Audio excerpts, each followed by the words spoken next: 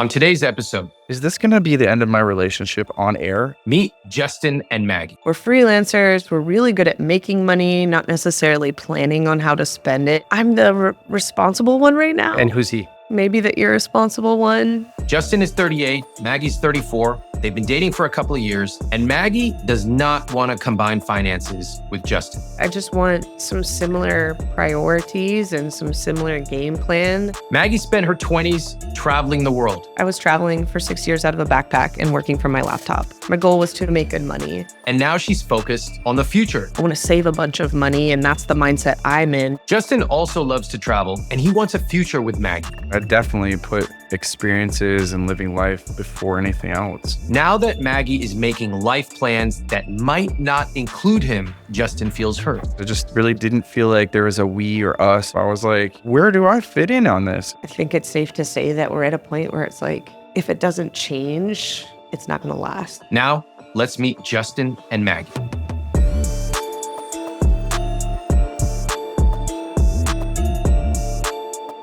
I've got Justin and Maggie's CSP in front of me, getting ready for our conversation. Check out what I noticed. All right, let's take a look. Maggie and Justin.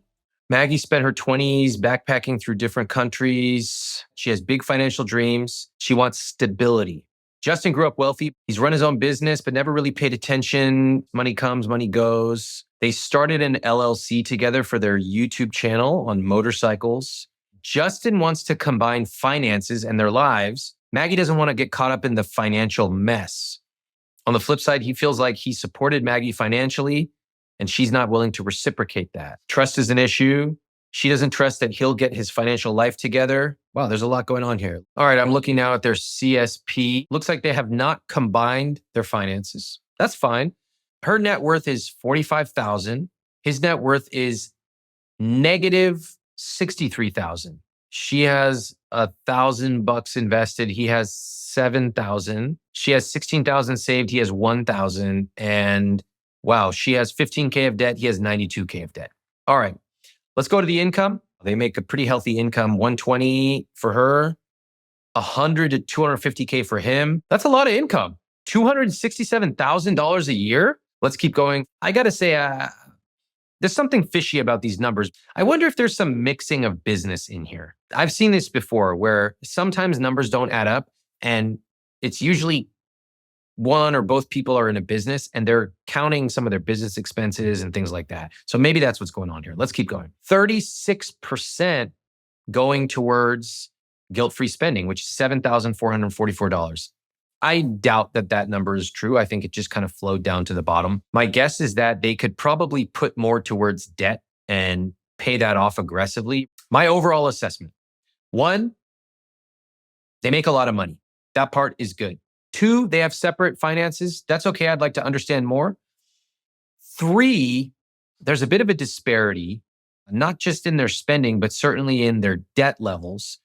And 4, the way they treat money and they treat each other. There are little clues showing up here on the CSP, but it's really probably going to come out when I talk to them. So I'm very interested to speak to them and see what's going on here. We are going to be moving next year. And the question is, what can we afford? We're freelancers. I don't know anything about your situation. Just kind of wanted to get on the same page. First of all, do you talk about money? No, money's been a weird thing for me. But I was like, if I feel like I had somebody that I could tackle life with, like, this is her. But we just couldn't get there. It didn't happen. But finally it was like, hey, I'm going to put us on public display. We're going to talk about all the things that most people never talk about. Have you tried to talk about money in this relationship before? Kind of. Yeah. How did it go? I set up a spreadsheet that I've been working off of last year. And I was like, what are your fixed costs a month? What are our goals? Hey, put your numbers in here. Look Hold at on. mine. Do you realize my question was, how did you talk about money? And your answer was, I created a spreadsheet. Exactly. Anybody find that a little odd? Yeah. Okay. Well, that's what we're here today for. Yeah. Talking about money, especially first few conversations, probably should not involve a spreadsheet. Okay. What was your reaction when you saw that spreadsheet, by the way? I was like, great, here we go. I already hate doing money.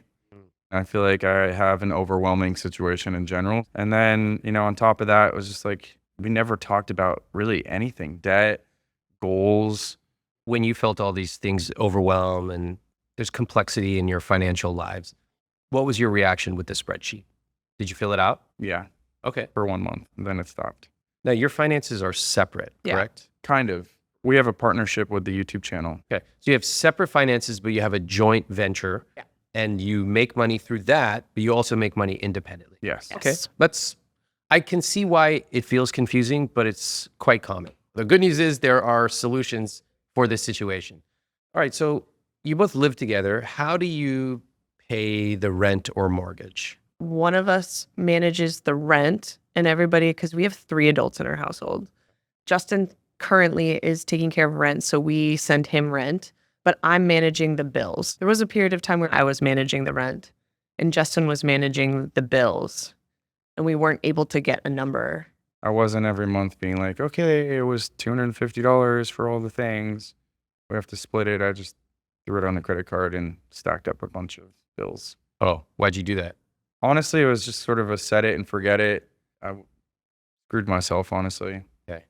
What's a time in the last 6 months where the two of you really disagreed about money? She doesn't like the way I spend my money on sunglasses. That's it? I don't think you guys flew across the country to talk about $100 sunglasses. I'm in the dark, I feel like, about his financial situation, but I can do simple math in my head sometimes. And I'm like, this is not adding up that you spent $400 on sunglasses this month. I think there's certain things where I'm just like, I don't spend money like that. And I'm really on top of my expenses. One thing that's been contentious and difficult, and it's a really complicated situation overall, is that our roommate is Maggie's best friend. And she had a brain tumor a few years ago and had it removed. But it's the type of thing that eventually will come back. It is coming back. Is coming back.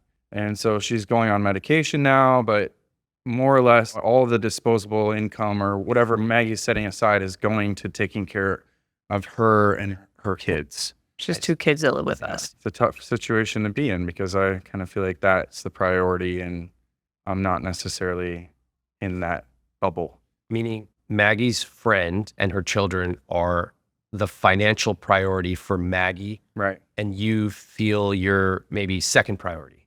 Or not a priority at all in that regard. And what is the financial resources that you're putting behind your friend? Are you her caretaker? Not right now. There's things where I'll plan trips with them and I'll take care of everything. And does your friend, does she earn money? Yes, she does. One of my goals for all of us is that this financially, we're splitting a house between 3 adults. This is a chance for all of us to like catch up on some finance things, but we weren't necessarily on the same page with that as well too.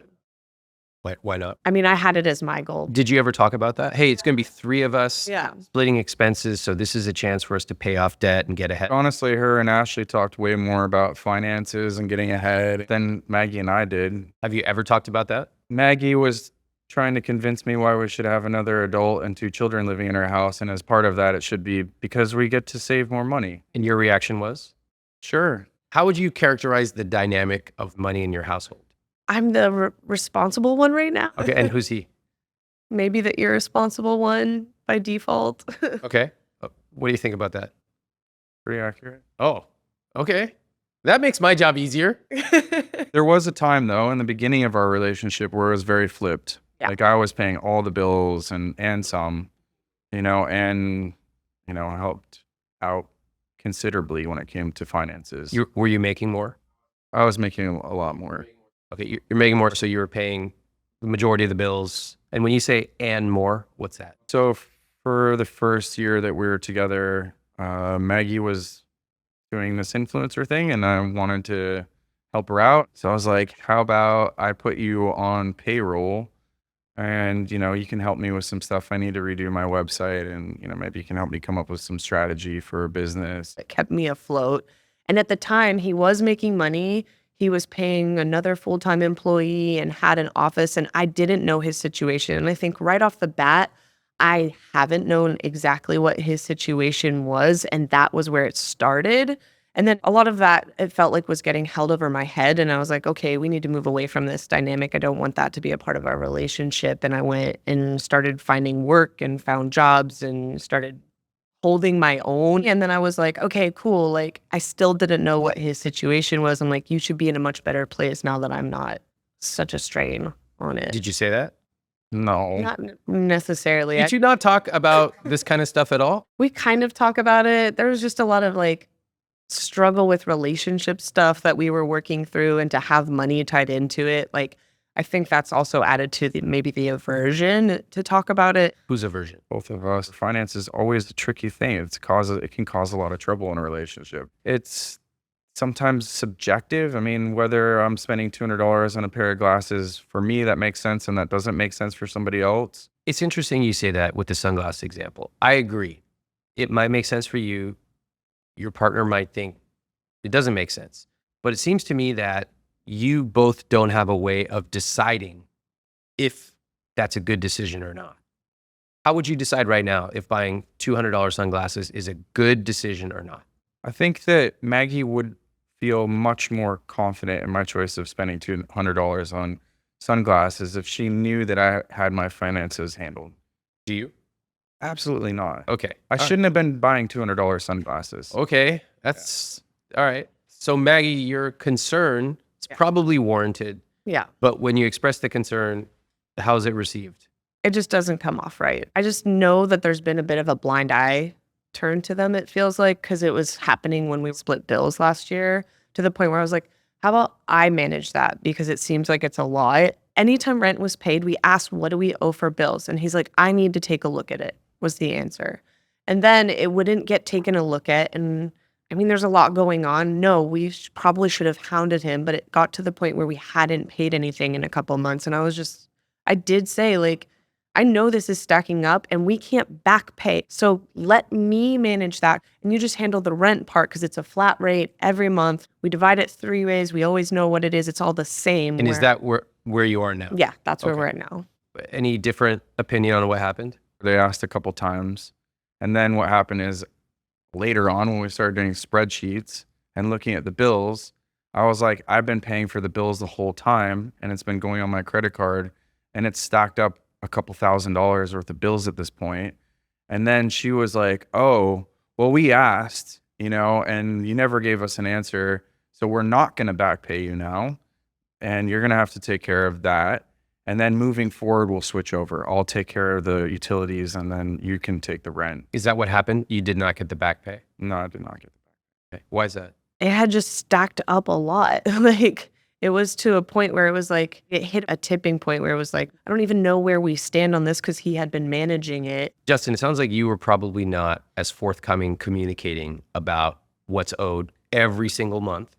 I agree. He's probably owed back pay, right? Even though it might be difficult, you can't write a check all at once. I can understand that. Are you frustrated by the back pay still? How much is owed? That's a great question. Like, I need to go back and figure that out. You mentioned you're responsible in this dynamic and you called him irresponsible. What are we talking about? Just being aware. I wouldn't say like I'm on top of everything, but I definitely have a lot more awareness. And that's all it is. I'm setting aside my savings. I should be saving more, but I'm hitting what I set out to save every single month. Okay. So is that what you want from Justin? Yeah. Have you told him that? Now, I don't want him to be not going to Starbucks when he wants to, or not buying sunglasses he wants to. I just think he's been doing that without consciously making a plan to pay off the debt that he's got. What if he doesn't? Because some people are aware, but they choose to make different decisions than you might. It's not that he doesn't get to do those things. I don't want those things stripped away. I just want it to come after I put the chunk that I need to towards debt. I have a plan for it, because there's things that we've discussed recently when I was like, eventually I want to build a mini farm and have an A-frame house on a piece of property in southern Utah.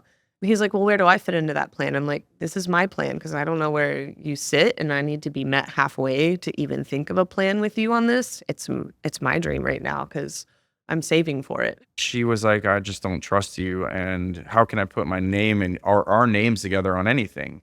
You said that? Different words, but kind of, I don't feel like I can trust that you've got things handled. Why didn't you trust him? Because he seemed to be struggling quite a bit, and I just didn't know. I should have asked more. Is the goal that the two of you stay together for the long term? Hope so. Okay. And is the goal that you get married or no? No. No. Okay. Wait, that was interesting. She says no. What do you say? There's a part of me that wants to get married, and we've had this conversation, and this is a step in the right direction of being able to be trusted enough for her to marry me one day. I guess what I'm trying to understand is, what does your future together look like? Because maybe it involves marriage, maybe not. That's fine. But when I hear about things like building a house in southern Utah, and then Justin, you very pointedly say, where do I fit in? And I hear this answer that is, well, this is my plan. As part of this farm conversation, honestly, it was pretty tough. I was pretty hurt because I just felt like she's like, I'm going off, and she had property for her best friend that she was including on this land. And there wasn't any conversation of me even having a room there, and definitely not being a part of helping build it. I just really didn't feel like there was a we or us, or I was part of the conversation. And I brought it up. I was like, where do I fit in on this? And she's like, well, you don't. I need to build something so I have some sort of passive income. And then she looked at me and said, what's yours? This is my dream. What's yours?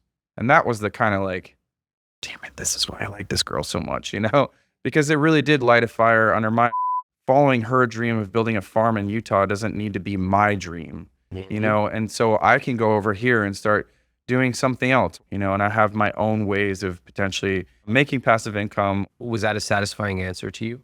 Yeah.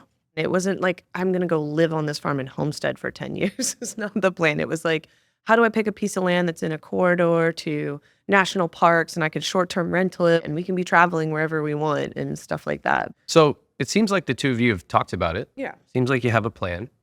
What's the problem? I think the big one has been like making plans together. Hold on. You both just spent 5 minutes telling me how you have concluded you're going to make separate plans and you don't need to be together. What am I missing? A lot of double talk here. And that's okay. This is common in relationships. This is what a third party can help us point out. These murky alleyways that we tend to get stuck in our relationship, and how to shine a light and find our way out of them. Did you notice that they both started the episode by using jokes to avoid uncomfortable conversations? Out of respect for my guests, I don't let them get away with that. My guests take a lot of time and preparation to see me. In this case, they flew across the country to be here. So I won't let them use the usual evasion techniques to get out of a substantive conversation, even if they are employing them unconsciously. That's why I'm going to occasionally bring them back on track, even if it feels a little uncomfortable. Now, Maggie sees herself as responsible and Justin as irresponsible. Justin is resentful that Maggie won't reimburse him for those utility bills that he covered. They don't talk about money. She's making plans for building a farm in Utah without him. And they say the problem is making plans together. I'm very much I'm not going to get involved. It's a lot of extreme independence, but I'm like, I'm just going to handle my stuff. Yeah. And I think I haven't sat down and even thought about what I want for my partner. I want someone to meet me halfway. There's been some contention in the last year where I said something about helping my friend out. I was like, if she has to start chemo, like I can pay her way. I've saved up enough to cover her expenses for 3 months. And I got a weird reaction from him. He felt not prioritized and all this, and I just didn't know where it was coming from.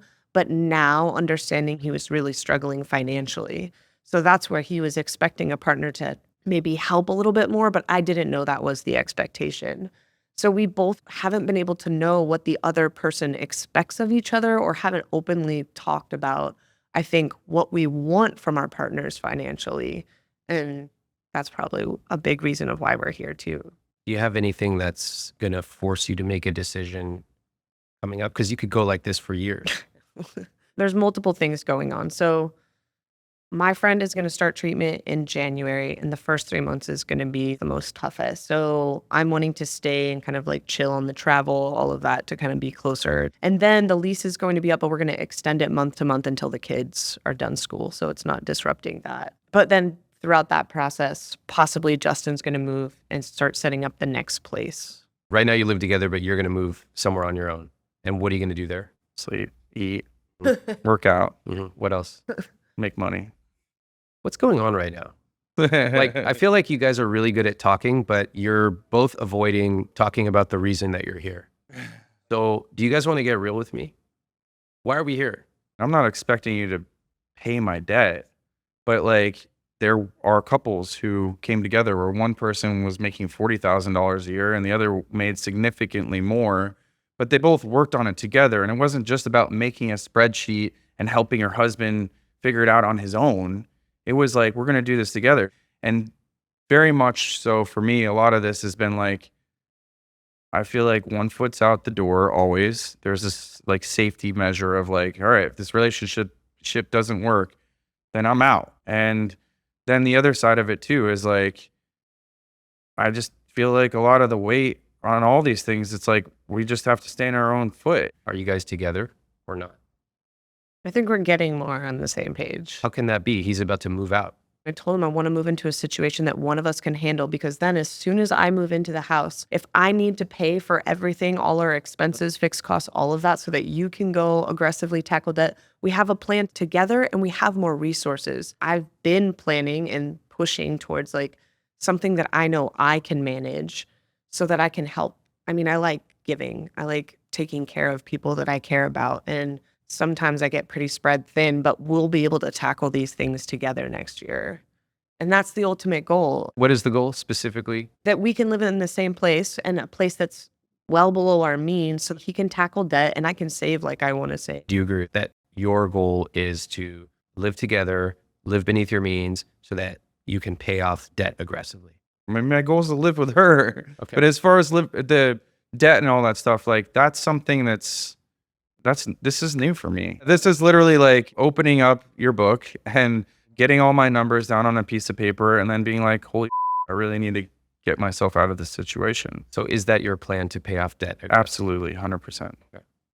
More circular reasoning here, but I'm starting to see glimmers of what's actually going on. Both of them pride themselves on their extreme independence. That's their identity. But that identity becomes hard to reconcile with wanting to be together, especially when being together involves trade-offs. It's almost like these identities are butting heads. I can understand why Maggie is frustrated about how Justin handles money, but I also find that this dynamic happens when one partner begins on a financial journey and the other doesn't. This is really common. The person who's starting their journey gets frustrated with their partner. Why aren't you engaging? Why aren't you doing this with me?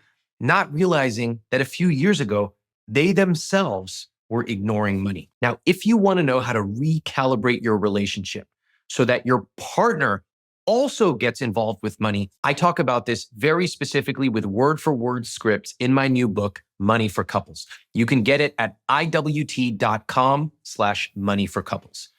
And now listen to this. Justin tells me about his financial journey growing up, and it's something I have never heard before. What do you remember your parents or family saying about money when you were young? We really didn't talk about money, but I grew up with Ferraris in the garage and, Really? oh yeah, Wow. like a extreme wealth. Mom or dad was the higher? Dad, Dad was a higher earner, like extreme higher earner. extreme. How much do you think he made $1 million a day. a day? At one point, yeah. What do you do? He managed a hedge fund and he had his own firm. Okay. And he also got in a lot of trouble. I kind of grew up as having the dad of Wolf of Wall Street, but not a bad guy. I think that he was working in Wall Street at a time when it was the Wild Wild West. And when they started to put some rules down, they were making examples out of people, and the government was going after his former partner, and they used my dad to take him down, and it didn't quite go to my dad's advantage. What happened to him? Incarcerated. Oh, wow. Tell me. So he got put in a minimum security prison and decided one day that he didn't want to be there anymore. So my mom packed us up in a minivan and we went to Colorado, and my dad suddenly opens the door and gets in the minivan, and then we What? drove out to San Diego and hopped on our sailboat and sailed across the South Pacific for 3 years as fugitives. And then when you came back, because you're here in the US now, did he get rearrested? Oh, he got arrested in New Zealand. We got busted there. Just to share how different my childhood was, we also had a minivan, but when it opened up, my dad would have handed me a spelling bee book and said, why are you not reading this right now? Yeah, mine was like, here's how we're going to be fugitives. How much money do you think your family had when you were growing up? Probably tens of millions. Does your dad still have a lot of money? The money that he had from his Wall Street days kind of got squandered. What's his financial status now? He's got nothing. Wow. Yeah. What messages did you take away from going from extreme wealth to not having a lot of money? Nothing. Yeah, right. I have a funny relationship with money. I mean, I don't think I value it the same as most people. When I first got started in filmmaking, I was working for this guy, and one day he goes, "You grew up with money, didn't you?" And I was like, "Yeah, how'd you know that? Because I'm not, flaunting anything." And he's like, "I can tell because you're just not hungry like other people are." And I was like, "What do you mean by that?" And he's like, "Well, people who grew up with no money will bend over backwards. And to me, it just seems like you always have a fallback plan." And I took that to heart and changed my work ethic quite a bit because of that. The cool thing about growing up with money is that you're not afraid to take risks. And that's very true. I feel like a lot of the reason that I've gotten as far as I have in my career and doing the things that I do is because, I'll go all in, and I do believe in those lottery tickets. I do believe that, yes, I've been reading your book. And if you have a steady paycheck and you're just steady at putting away money, and 30 years down the line, you'll have $1 million, right? Like, I know that's true. But I also do know that sometimes if you take a big enough risk, a calculated risk, that the reward can be huge. Maggie, what do you make of this story? What is your take hearing it? It's made for some really interesting adult problems with money, for sure. With the money situation, it's like it just comes and it flows through Justin. Like water. Yeah, exactly. It's just there's like not a lot of thought given to it because it's like, even when it's not an unlimited resource, it's treated as such. Do you mean that money comes, money goes? If you're raised with millions and millions of dollars, it starts to become so abstract.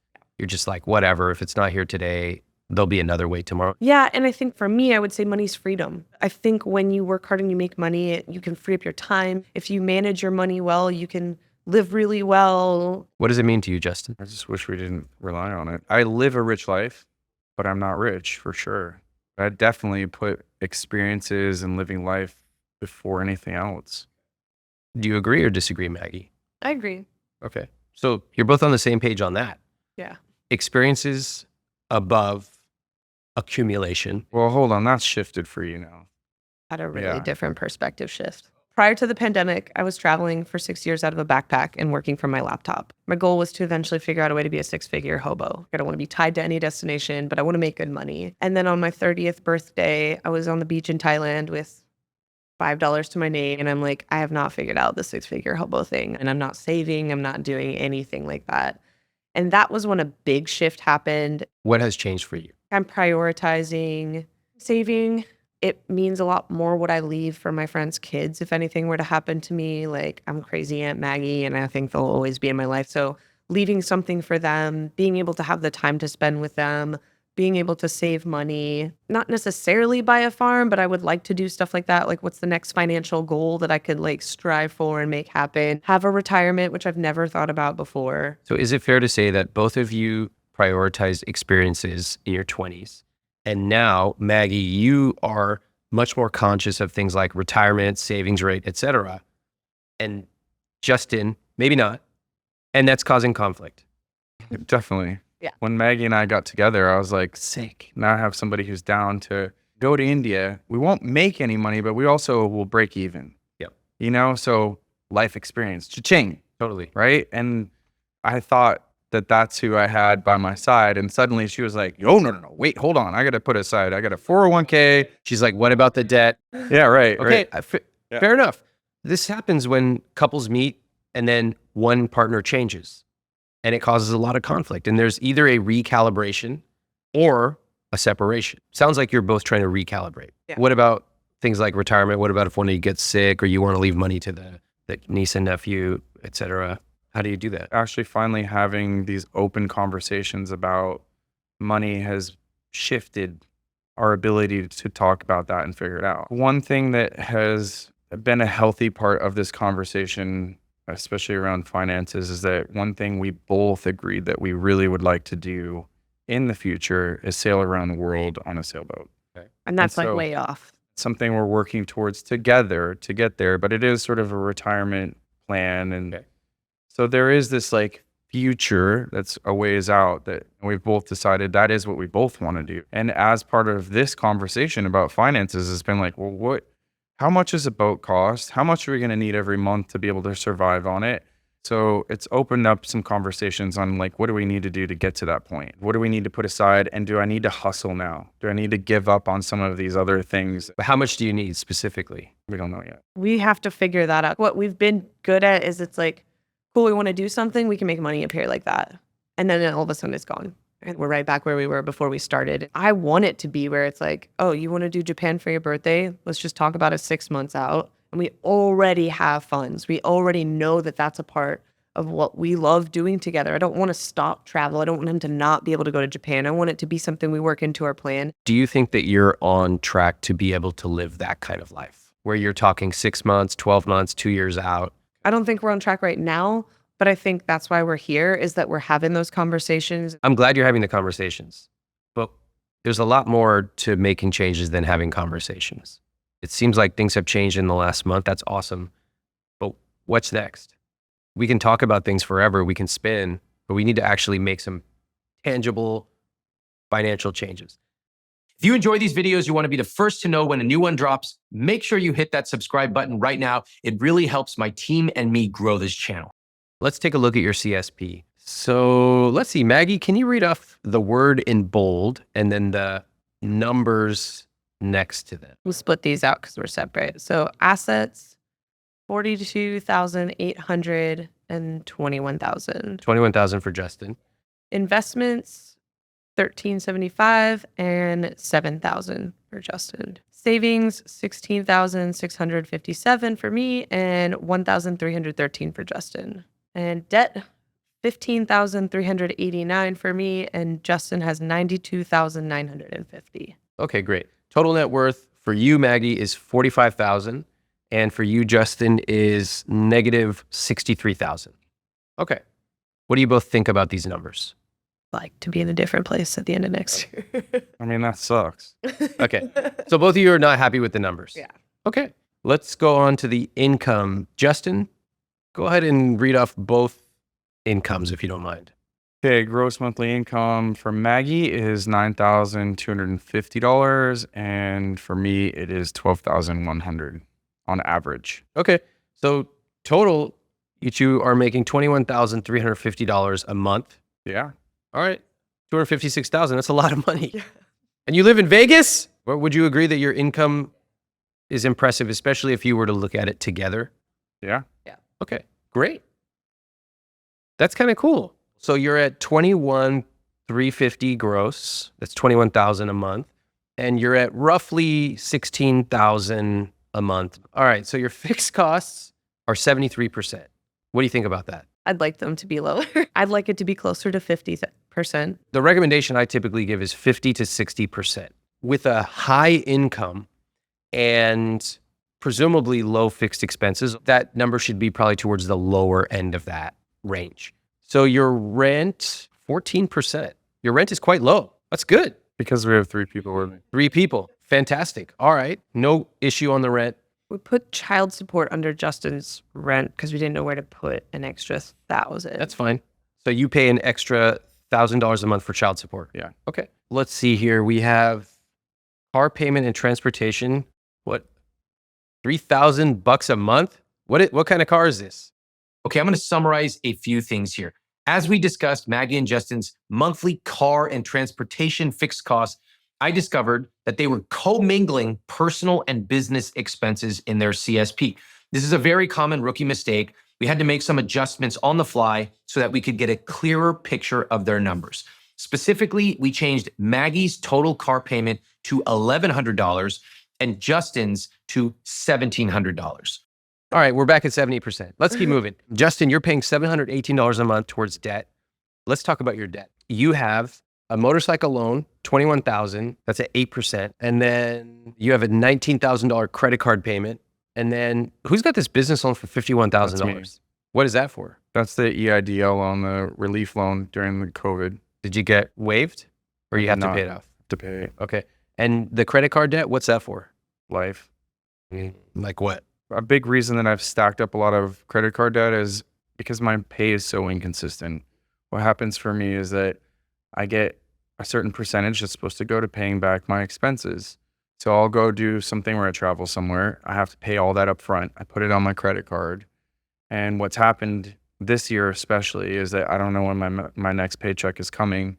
So rather than take the 50% that was expenses and put that towards my paying off my credit card right away, Yeah. I've been choosing to pay off my credit card slowly and have just stacked up. And there's probably a couple thousand of that back paid utilities. So you're at 70% fixed cost. Just looking at the rest of it here, groceries 800, clothes $300 a month. What is this? Because you guys are influencers. I actually really don't feel like I buy that much clothes, but she's trying to average it out. Maggie, you spend $100 a month on clothes, average. Yeah, I think that's accurate. And then Justin, $200 a month, which means $2,400 a year. This year I spent more money than I have in a long time on sunglasses, and I bought 2 pairs. I'll make it 100 instead of 200. Okay. All right, cool. So that's $1,200 a year. Fine. Phone. One person's paying $390. Why? I pay for my daughter's phone. I pay for her phone. I pay for my former employee's phone, and I pay for my phone. You're a very generous guy, but you have $20,000 in credit card debt. Maybe it's time to be generous towards yourself. Yeah. Maggie, what do you say about you paying? She already agreed she will. Great. So can we take this number and adjust it? So let's say 80, and then you're going to pay for your daughter. Actually, I'm getting her mom to take it over, so I'll be on to one phone. Okay, $80 each. I think it's quite reasonable. All right. So we've made a few little corrections here. I think that's good. Just ironing out the details. Subscriptions are $2,250. That's $2,250. So of that, therapy is $700.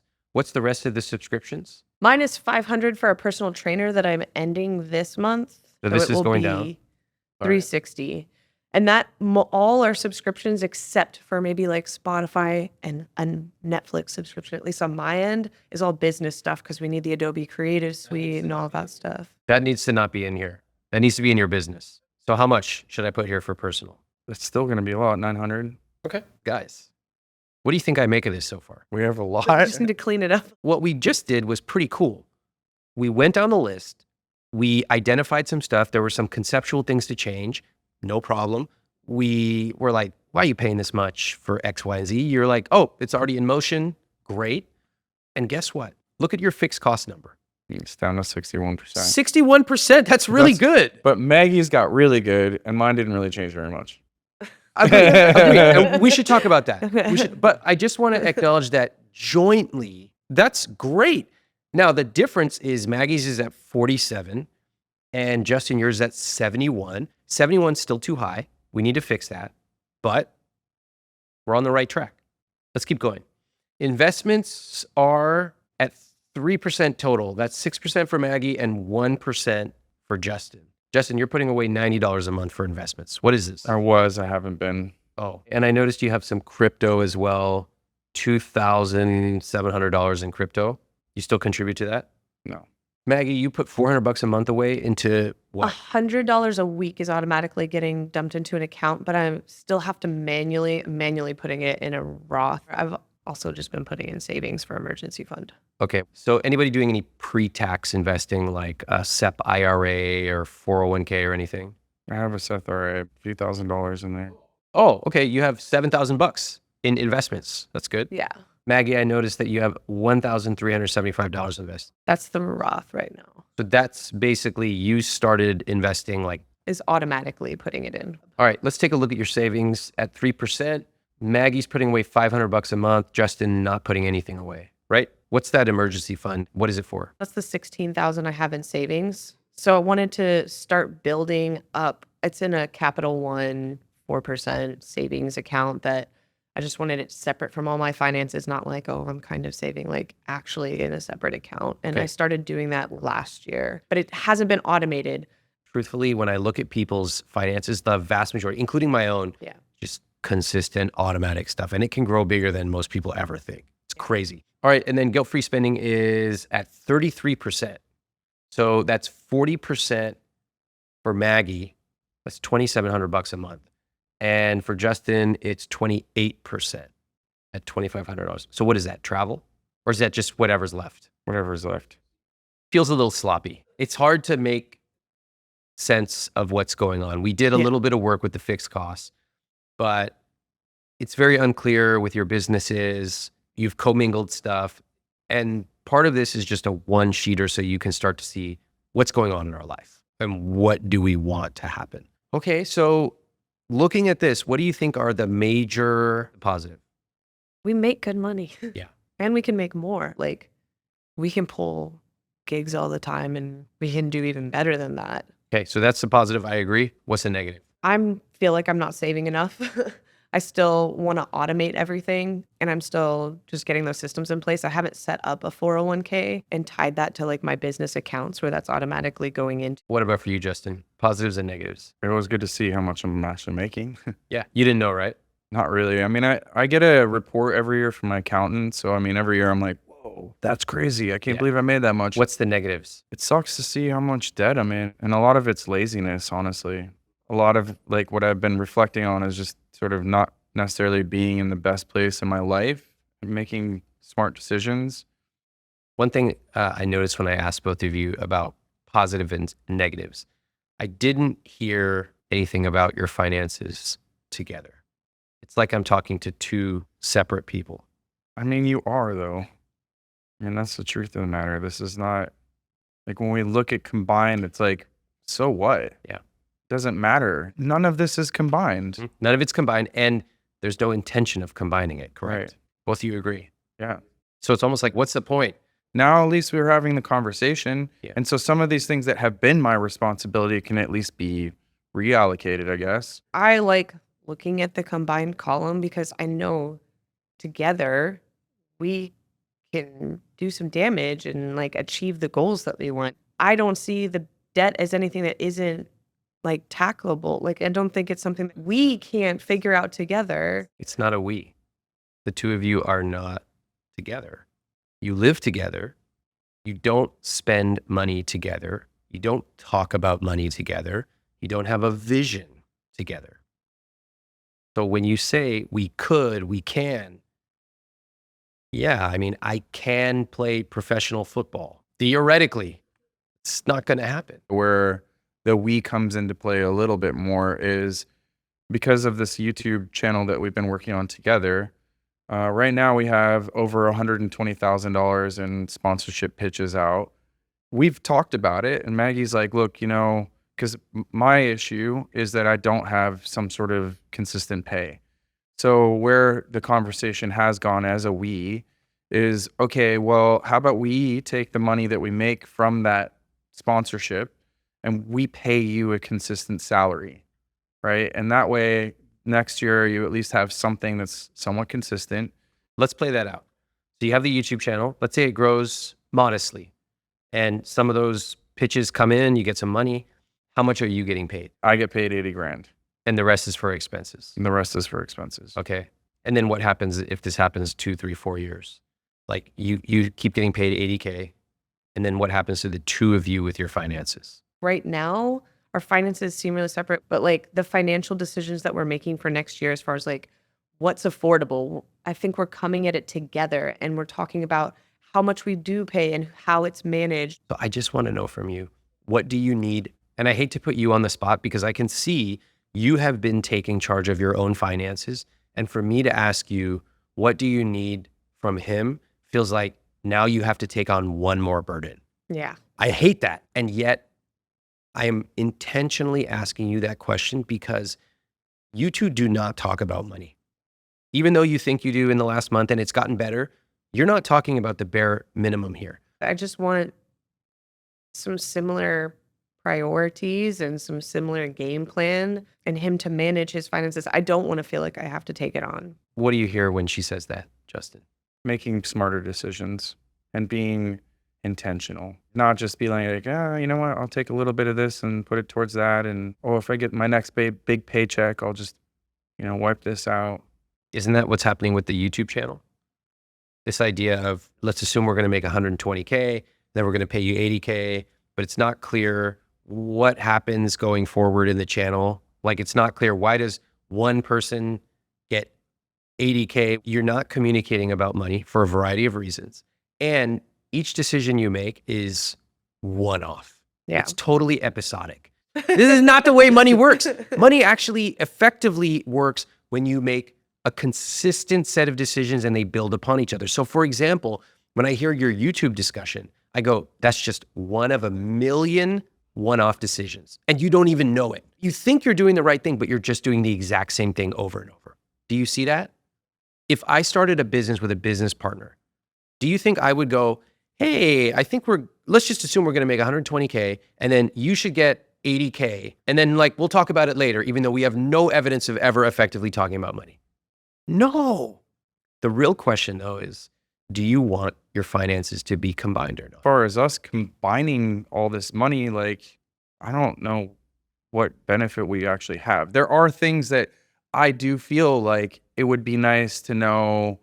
The conversation we had the other day, I was like, well, here's the thing. If this was flipped around and you were $90,000 in debt and I was making money, I would want to try to help you get out of that debt. And she was like, is that your expectation from me? Should I be helping you pay your debt?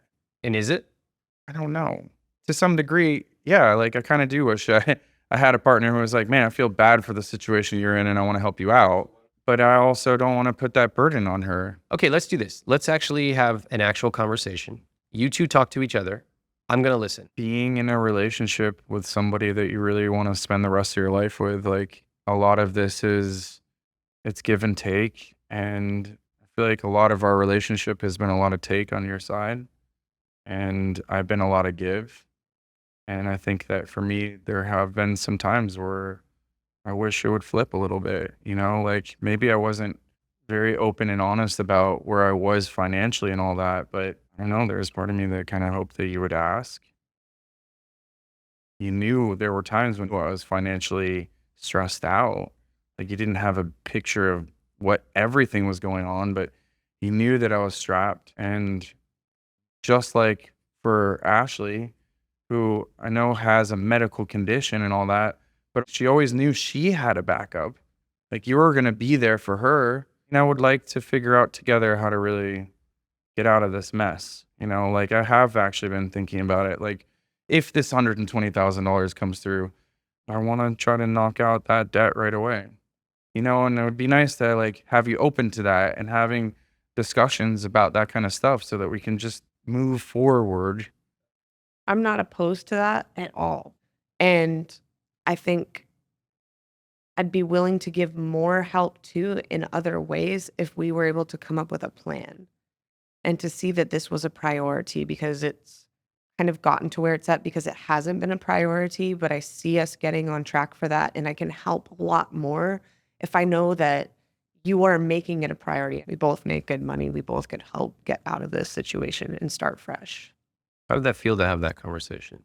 Pretty hard. It's Good, hard. I also don't want to be the bad guy. I don't want to be the one that's like, don't do this, don't do that. I just Stop getting Starbucks. think if I think that's a pretty profound point. I think that in relationships, often there's one person who knows about money more and the other doesn't. And unfortunately, it often turns out that in a heterosexual relationship, it's the woman who's placed in the position of having to go, why are you doing that? This concept of a nag, I hate that word. And I hate that people get placed in the position of doing it. Because when I ask people who are in that dynamic, do you like this dynamic? They both go, no. But it's deeper, often because the other person is avoiding money. Like you avoid money, right? Just you don't talk about it. You don't effectively manage it. That causes you, Maggie, to be worried about it and then to chase him. And the more you chase him, the more he avoids it. And you're in this terrible dynamic. And it breaks down the trust a lot. This is the common theme throughout all of this has just been like, I don't trust you. Is he right? Yeah. He is? Yeah. I feel like now that I've seen some numbers that it wasn't off base. Yeah. I wouldn't trust him with money.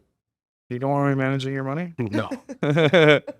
But the thing is, you're not saying that. Yeah. You're not being honest. Why are Yeah. you not being honest about this? We're actually having an honest discussion and you're constantly trying to pivot to another Yeah. topic using humor. He's saying, you don't trust me. An effective communicator would say, you're right. I don't trust you.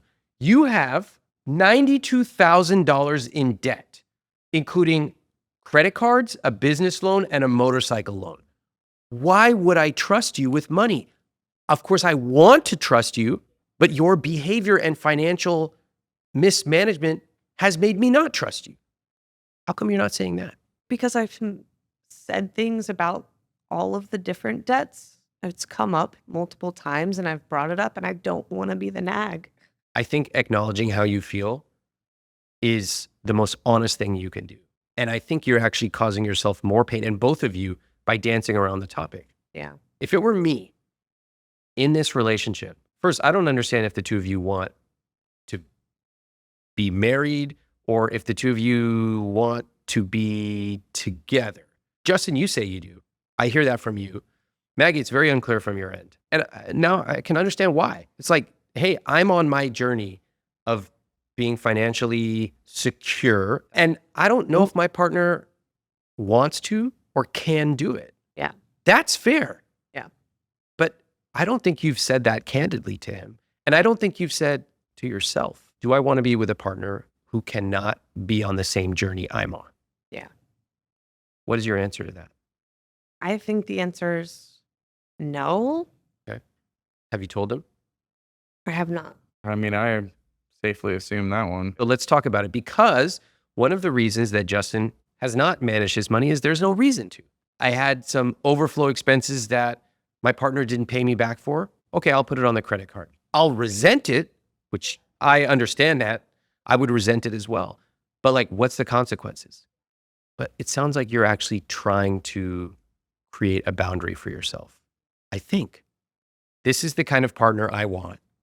This is what I need. If you can do that, I'd love to be together. Yeah. But if you can't, what? It's not going to work.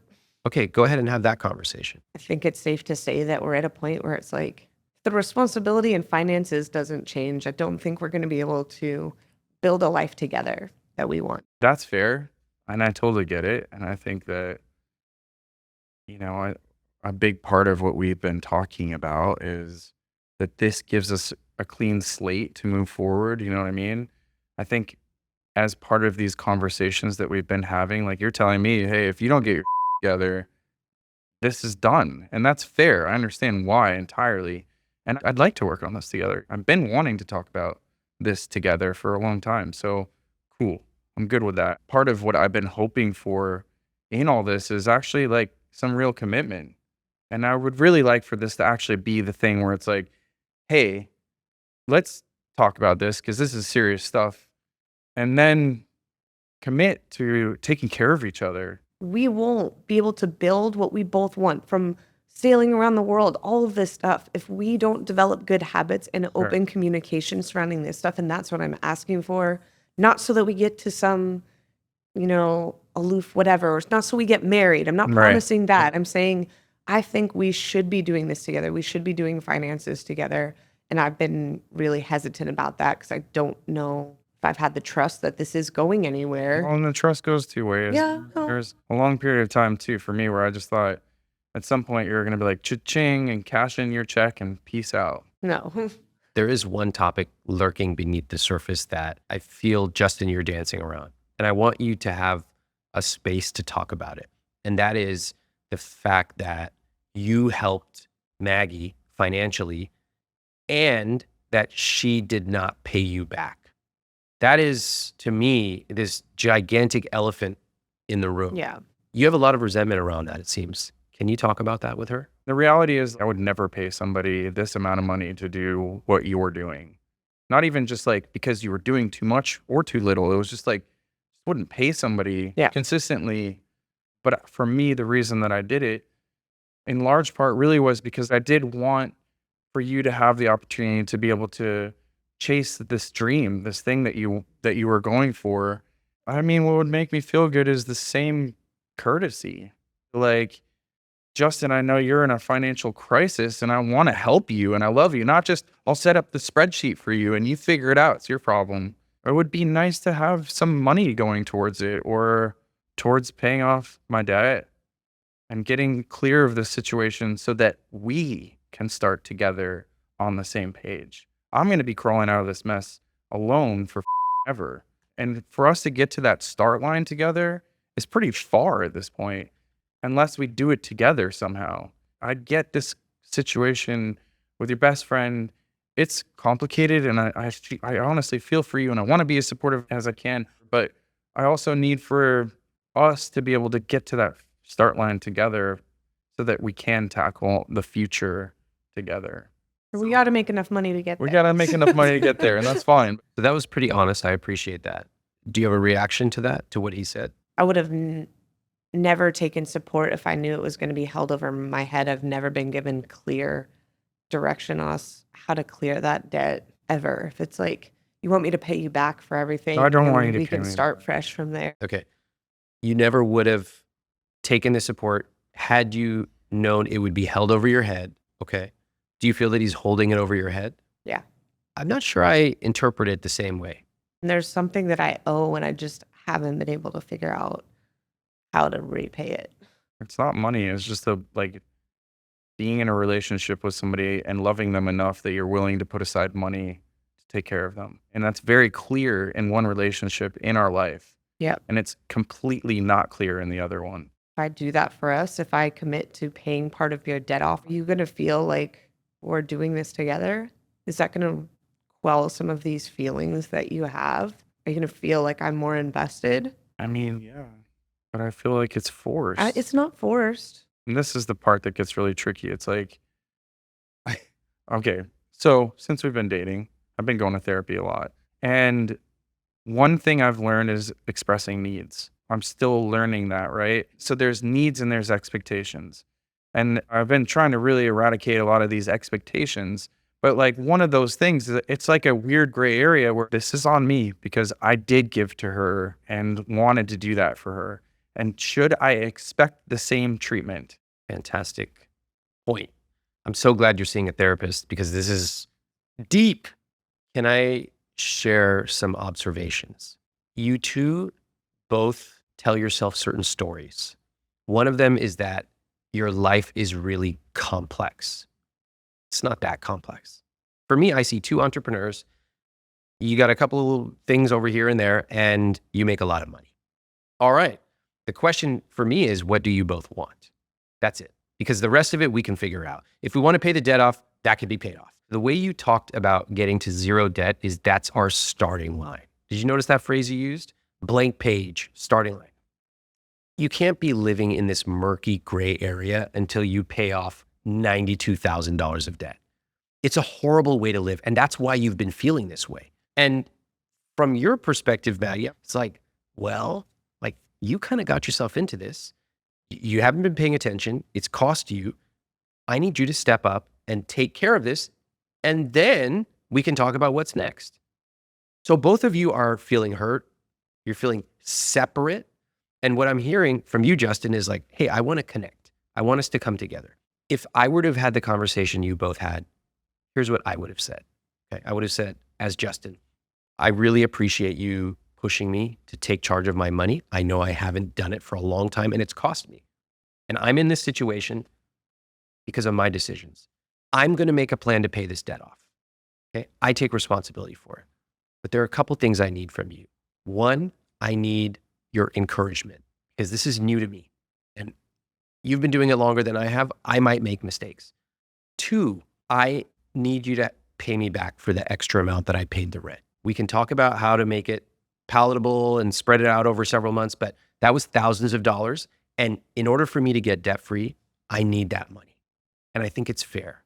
Three, I would feel much better if, like I helped you, and I wanted to, when you were in financial trouble, if we could talk about that and you could help me. Now, I don't expect it.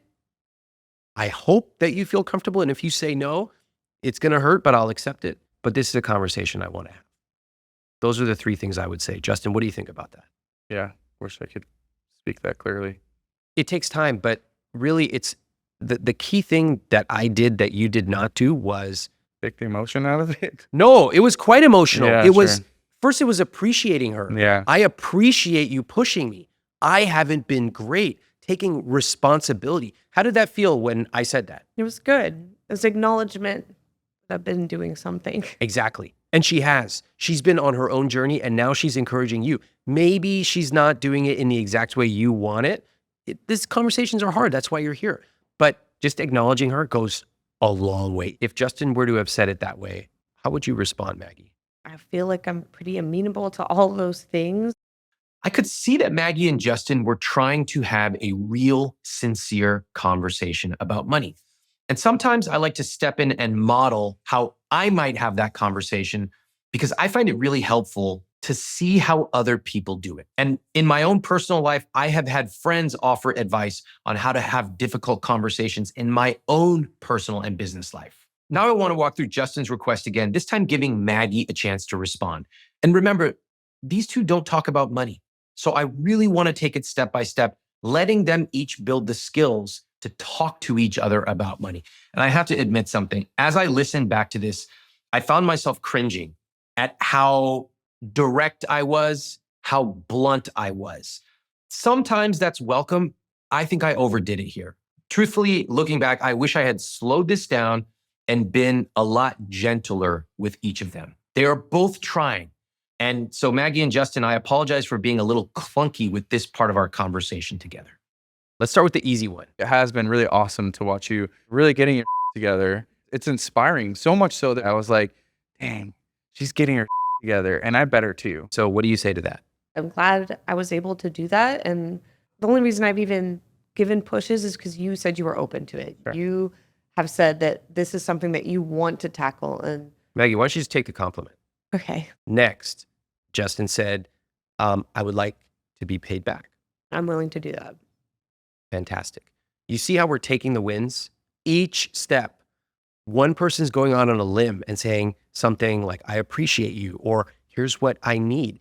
If you can deliver what your partner needs, tell them. Don't get lost in your story. Yeah. No. If he's saying, I want this and you can deliver it, do it. Okay, finally, the most contentious part of all, the helping.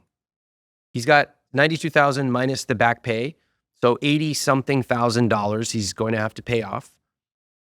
What are your thoughts? What do you need me to do? It'd be nice to figure out if there's some way that you can help me take that down a little bit faster. But I'm not expecting you to give.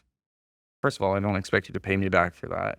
I would just really like for you to want to help me. Let me pause.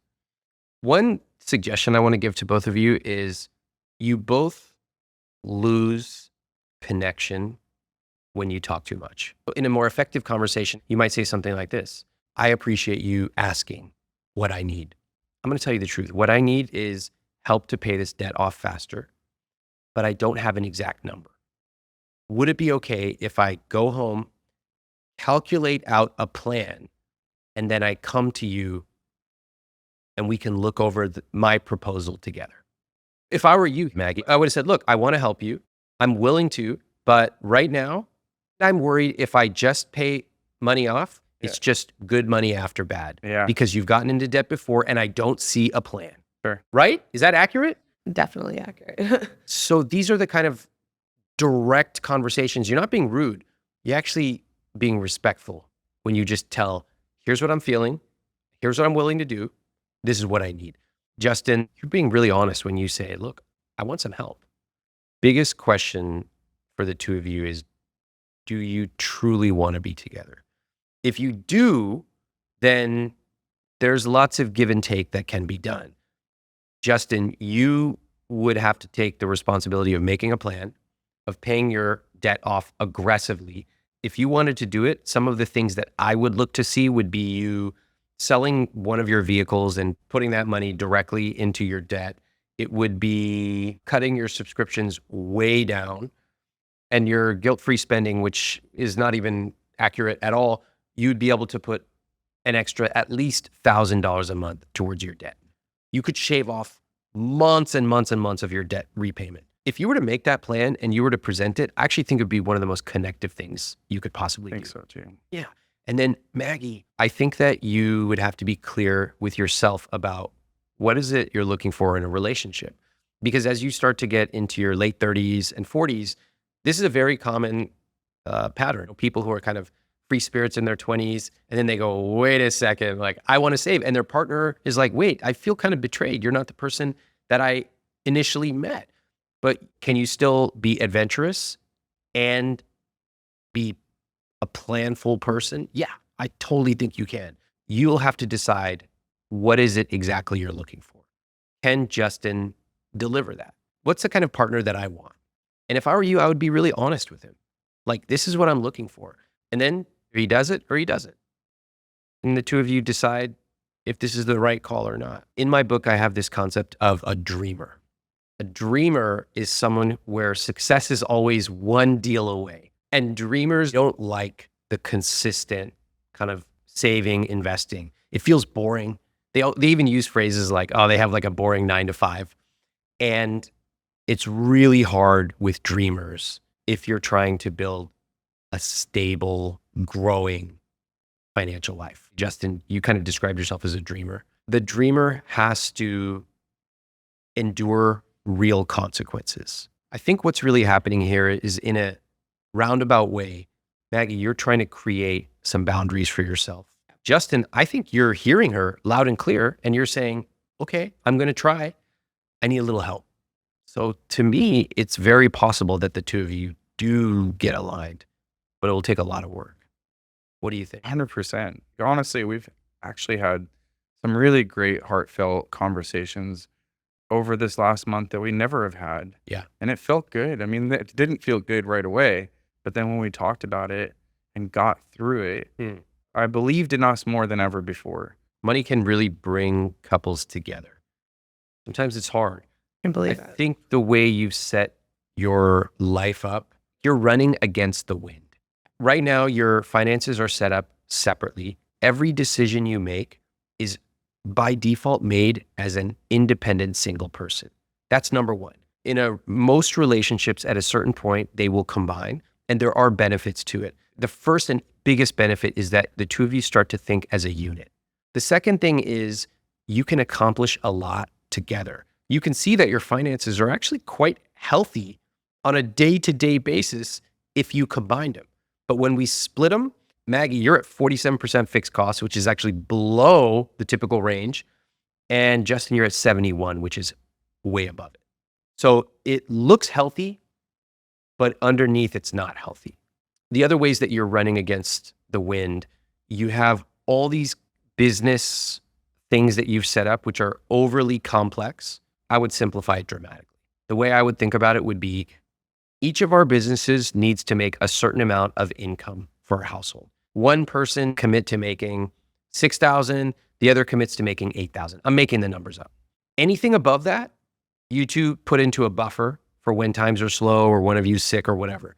But you need to be able to run a household on this amount of income, and that is your commitment. That's a really simple way of looking at the world. And you don't have to run against the wind anymore. You just know every month, this is what I need to deliver. And anything above, first we'll fill up a nice savings account, and eventually we will make our life a little better.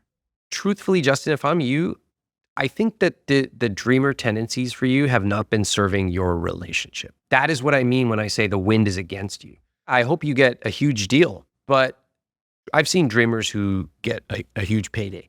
And what they do is they do the same thing they always do. It's episodic. They take the money, they pay off all the debt, and now they have a little bit left over, and they're like, what's next? Bigger swing next time. And it's like, no, you didn't learn the lesson.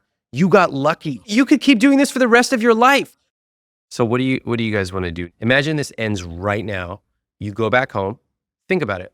What happens if we stop talking right now? I think some things will change, but I I think we know need a they little bit will. more clear plan. I know they will. We will And sit down and make a plan. You guys are literally sitting down right now with me. I'm across the country. Do you not want to make a plan right I want now? to make a Yeah, plan let's right make a- now. Do you Let's want to make a talk plan. about making a plan? Yeah. let's make Let's a do plan. it. We'd like to figure out how much money we need to save to be able to live on a sailboat. No, that's not going to happen. I'm telling you right now. You don't have the money for it. You have $100,000 of debt. You have effectively less than $20,000 of savings between the two of you. There's no sailboat in the next 10 years. Part of making a plan is accepting reality. What's the next question? What's a real issue here? And why are we still dancing around it 3 hours into our conversation? I want to know what your goals are. I have an opportunity potentially to have a pretty steady income next year. Okay. It's not at all in the direction of my career, though. It's a total offshoot, and it's a result of all this influencer stuff. Okay. Another option is to we see what happens with this YouTube thing. And let's just say that we're lucky and all that comes through and I make $80,000. And I know I can make really good money if I work as a camera operator in Hollywood. Right now, your gross income says 12,100, right? Per month. So is that the number? That's the average. That's the average number. That's fine. We're just talking averages. At that number, hard for me to tell because I can't tell your guilt-free spending, but at 12,000, your fixed costs are 71% of money. 71%. I know I can make more money. Can you do it consistently? I'm good at making money. Okay, I love that. I could tell both of you are good at making money. That's no question about that. Can you add a layer to your identity that says, I'm good at managing money? I would love to. This is exhausting. When I started making money, instead of me taking on the responsibility of my own money, Yeah. I was like, I'm just going to hire an accountant. And I just didn't deal with the problem myself. I wasn't responsible myself. So then when things started drying up a bit, then I was just upside down because you I didn't have relied the on other skills. people and I didn't have the skills. Okay. And it sounds like in order for this relationship to grow, you need to build those skills. 100%. Okay. Yeah. Okay. That's a huge realization. Yeah. All right. So if you were to say, I can consistently make $12,100 a month, I think you could put a lot of money towards your debt, much more than the minimum right now. We've also heard Maggie say she agrees with the back pay, so that's going to contribute as well. Right there, that solves a lot of challenges. How you do it, that's up to you. Seems like you know your way around earning money, so it's not going to be that big of a problem. Everybody agree? All right, what else do you need for a plan? The reason we're doing this now is because we're young. So I can say I want to aggressively do this. Like, I want to look at my numbers and say that I want to hit more. I want to make 10 to 12,000 a month next year. Okay. And that means saying no to a lot of things. I'd like to max out my Roth IRA for this year, and by next year have my 401k set up, and need to figure out what I could max that out at. But I think I want to at least be putting like $1,500 a month towards investments. All right, let's look. You have about $2,000 right now invested, right? Ballpark? Yeah. I'm going to say 18,000 a year. How many years do you want this to grow? 15. So conservatively, if we're looking at this, you'll have $489,000. How does that strike you? I mean, I want to double that. You can double it in a couple of ways. One, you can Yeah. invest more. Yeah. Right? Which I think you could, if you were to get really serious about investing, then you could. And if the two of you were to really get serious about money, with your incomes, you could invest a lot of money. I'm talking like 50,000 plus per year. I would like to do that. You've heard the couples on my show, right? Yeah. They're like, oh, boo-hoo, another wealthy couple, boo-hoo. And they have millions of dollars. How'd you do it? Oh, we just focused on our income and then automatically invested a ton of money every single month. And we just let it grow. I'm just going to say 22,000 here just for easy math. That takes you to 597. Still not enough. But guess what? If you let it sit there for 20 years, you're at 972,000. Time is what matters. There's lots of things you could do. Again, if it's the two of you and you are like, we want to do it, you could invest a lot and still travel and still take big swings. What do you think? What are the steps in order to get there? The first step for me is that the two of you decide we want to do this together. It means that, hey, we're committed. Here's what the terms of our relationship are, just like the terms of a business agreement. Be open about it. Write it down. Nothing wrong with that. I don't think it's weird. I think it's cool. Yeah. Got a business of the two of you together. So that's one. Two is you got to set your finances up so that the wind is at your back. So it makes it easy. Automatically paying off debt every month should be automatic. Automatically saving and investing should be automatic. Just get out of the habit of this manual stuff. It's one of the reasons you're stuck. 3, regular monitoring and communication. Monitoring for both of you. Figure out a way to do it. If the spreadsheet's not what you want to use a different doc, use a different doc. But communication means every month we're sitting and talking about money. So we have as a relationship thing, we do these board meetings. I love that you have a board meeting. That's awesome. And for me, in a board meeting, in a relationship, money is one key part of it. It's like, what's the state of our relation? Are we good? Where are we going to travel to?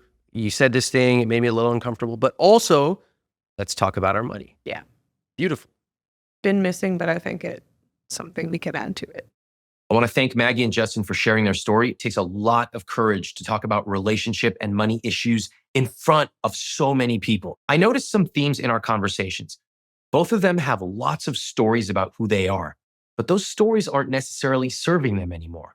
For example, they both define themselves by their extreme independence, but deep down, they're both yearning to feel more connected to each other. They both have past histories with money, especially Justin with his dad, and those affect them even today. Most of all, they don't have a shared vision for a rich life. In our conversation, there was lots of talking about random expenses, resentment about paid bills, and walking on eggshells about what each of them wants. But I have to say that watching them have these conversations, even with my clunky interjections, was a true joy. Let's check in and watch their follow-up videos. Up first, let's hear from Justin. My biggest surprise from our conversation, I think, was how divided we really were. We haven't been really working towards anything together. And definitely part of what we uncovered is just the truth and got to talk about things. And it has helped bring up a lot of stuff about our relationship and, the power that we have together as a couple. Together, we make a lot of money and we are much more powerful as a couple. And I think that even if you're not married, still trying to figure out a way to combine some type of finance together makes you much more powerful as a team. My biggest changes so far are just like I've canceled a lot of subscriptions and I've been really focused on whoa, okay, there are things in my finances that I don't even know where this money is going. I had a lot of things on auto pay that were on my credit cards, which have been stacking up. So I took all that stuff off of auto pay and I'm not adding more debt, which I think is really important. And I think overall, Maggie and I have been able to start to have better conversations about making decisions. Like just today, we started talking about a car, and I feel like we're way more on the same page about that. And it's not a separate, this is for me, this is for you situation. It's a, hey, how can we do this together? And I feel like that's a big win. And now let's hear from Maggie's follow-up. One of my biggest takeaways is that together, our finances look really good. We can be really successful, but we're not there. There isn't trust there, and that's something that takes time and building up and effort. So we have a lot of work ahead of us to get on the same page, to trust each other, and to start planning things financially together. So in order for us to do that, we really need to put the work in and start combining finances so that we can be as successful as we want to be and operating as a unit versus on these two separate planes with finances. It's only been a couple days since our conversation, so we haven't had time to really map out the game plan, but I have high hopes that we're going to come up with a plan where we can handle our combined finances together and make decisions together moving forward.